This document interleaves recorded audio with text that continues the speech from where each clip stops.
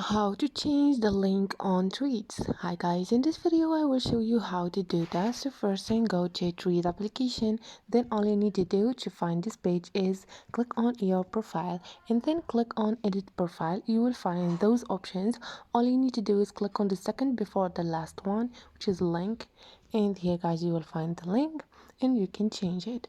Once you are done, click on check and click on done here, and this is it. Hope this video was helpful for you. If it was, don't forget to subscribe, like the video. See you on the next one.